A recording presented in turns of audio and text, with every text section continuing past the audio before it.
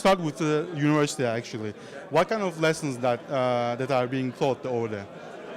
So we're teaching, we sometimes call ourselves a people accelerator. People accelerator. Yeah, an accelerator of people. We get people to strip away their fears and their hang-ups and go out and do the things that they want to do and they want to get done.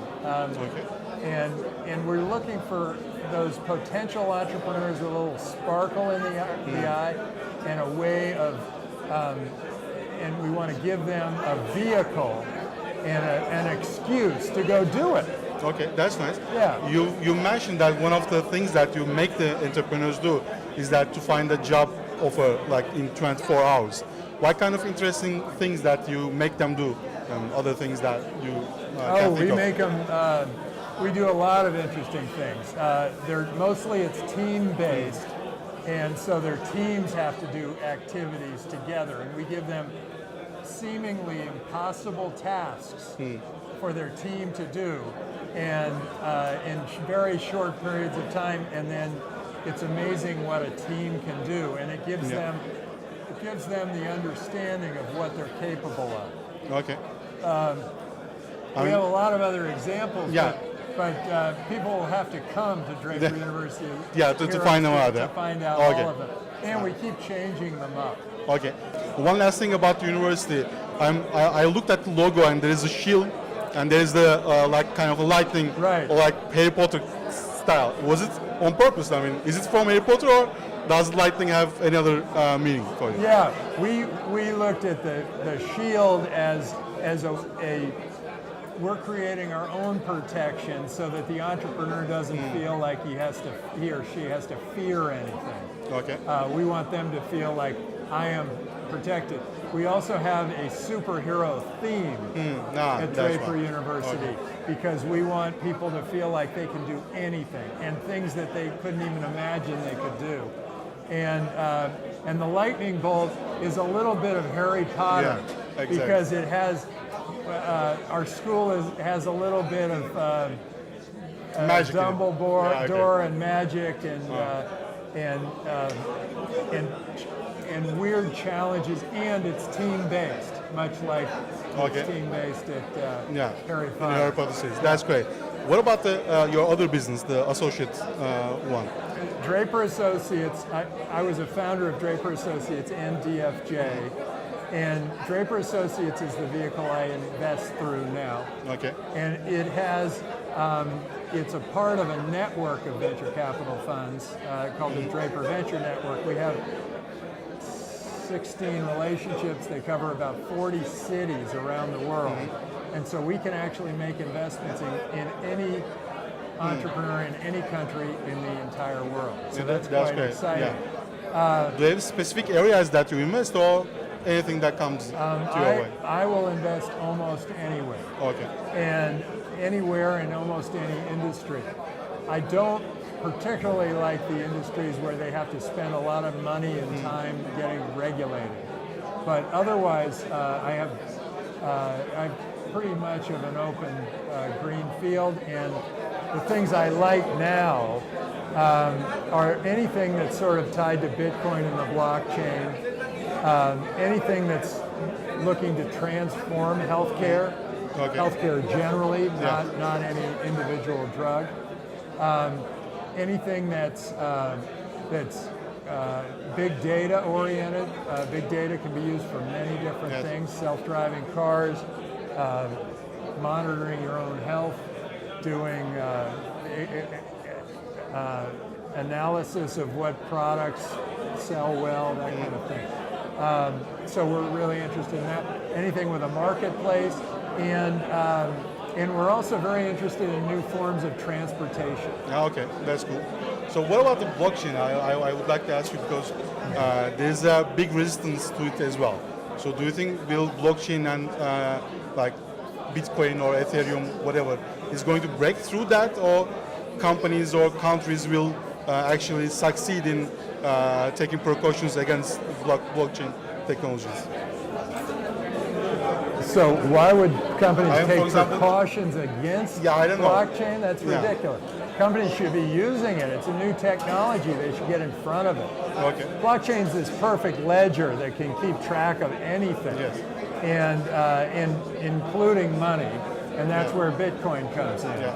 And new forms of currency are evolving through these ICOs. I'm very excited about it because it's kind of a new canvas for creativity. That's great. Whereas there are the corporations, there are the NGOs, and then there's this new form, and it's allowing people to imagine new worlds. Yeah. And I think ICOs, the ones I back, are the ones that have sort of a sociological transformation behind them, where it's like a movement. Yeah. It's something we're all getting behind. And I'm very excited about it. I think it could be as big a deal or bigger than the internet was, and certainly bigger than the industrial revolution. That's great, but you also invest in China, right? Like in I Baidu used and to. so. You used to. Yeah, Okay. but the You Chinese don't. government is blocked. Yes. They don't let money out of the country, Exactly, so yeah. why would I I ever was- put money exactly, in? I was going to ask you that. Because it's like the black hole of investment. Yes. You put money in, you never see it come out. Yes, exactly. So Yeah, they have an ad for the Roach Motel. You can go Yeah, in, right. but you can't Go go out. out. Yeah, exactly. Very And nice. It's too bad because that's 1 billion entrepreneurs that are suddenly Yeah. frozen out of the global economy. It's a tragedy. exactly, that's right. Is it your first time at Istanbul or Startup No, Istanbul? many times in Istanbul.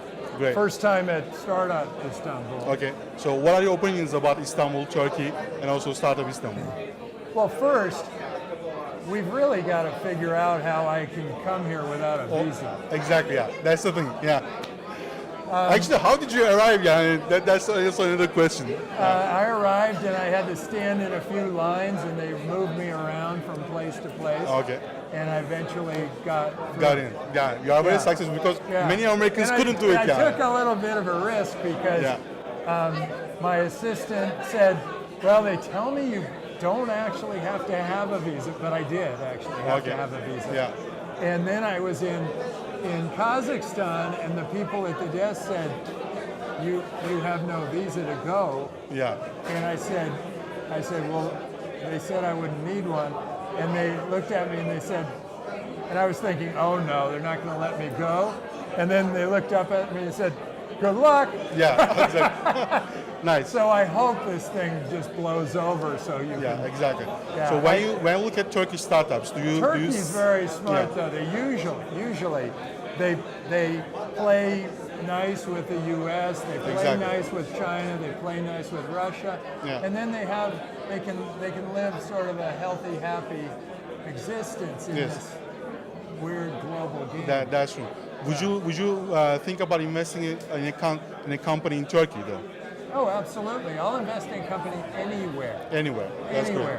great. And I am very excited to see what I might see here in Turkey because I think we've had 25 Turks come through Draper University, That's and it. they are extraordinary, and they are really good entrepreneurs. Yeah, fantastic. And I saw 2 of them today, actually. No, great. And they, it is a great place. Somehow, the young Turks, Yes. I think they're still active and here and ready to make great things Yeah, happen. they've always been. Yeah, Turkish people are Yeah. entrepreneur spirited actually. So one last thing, well, what are your opinions about Startup Istanbul? Like you've been here only a couple of hours, but a few things that maybe positive things that you can have about Startup Istanbul. About Startup organization. Istanbul. Well, I love this program because it gets the investors together, gets them Yeah. all excited, and then it brings in the entrepreneurs, and then they get to see investors who are all excited. I think Exactly. I think it's set up in a nice way. So I like Startup Istanbul. I All think right. it's going to be very One last question. effective. Among the startups that you are betting on right now, can you name us a few that we are going to hear about more often in the future? Well, you're hearing about some of them now. Yeah, okay. What are Because they? we backed Tezos and Ah, okay. Bancor, All and right. those are 2 really great ICOs. of businesses that I think are going to be really extraordinary. Those coins are going to spread. All right. I'm very confident those coins are going to spread. Yeah, you are. And if they spread, they'll become more valuable, and I think that's a great thing. And they're tokens that, in Tezos's case, they are a new kind of smart contract that can execute more efficiently and quickly, and we need that. Yeah. And in Bancor's case, it allows all the various ICOs to be immediately tradable through Bancor. And I think that's also going to be a very effective program. Exactly. And then we have another one called Credo, and CREDO, and that's one where they're changing the whole nature of email. So if I want to get through to you with an email, I'll send some Credo with my email, and then you'll go, okay, that's enough Credo. I'll read his email. That's kind of bribing, though, right? Yeah, no, it's the other way around. Right. Right now, you get spammed by anybody and everybody who wants to get to you. Well, now you have control. You have to pay for it. Yeah. You have control over what it is you're going to receive. Okay. And so people will. So it flips it.